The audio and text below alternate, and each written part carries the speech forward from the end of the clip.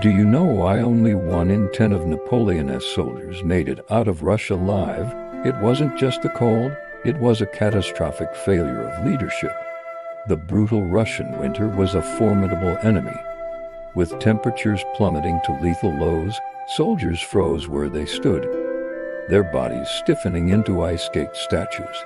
Frostbite claimed fingers, toes, and noses, leading to agonizing amputations without anesthesia. Yet, the elements were only part of the story.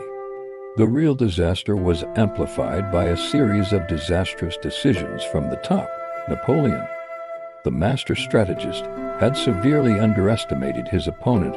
He expected a swift victory, a decisive battle that would bring the Tsar to the negotiating table. When that didn't happen, his entire plan unraveled. The Grande Army was not equipped for a prolonged winter campaign deep in enemy territory. The retreat from Moscow marked the true beginning of the end.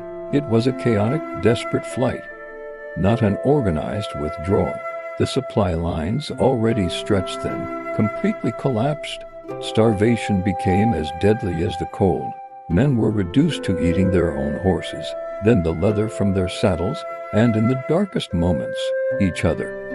Russian partisans and Cossack cavalry relentlessly harassed the retreating columns, picking off stragglers and launching brutal ambushes.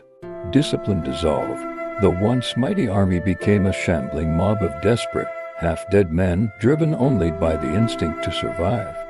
Napoleon's decision to abandon his troops and race back to Paris shattered the last vestiges of morale.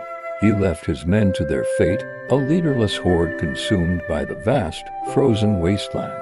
The Berezina River crossing became the final, horrific chapter, a frantic, blood-soaked scramble for survival where thousands were crushed, drowned, or cut down. The cold was a killer.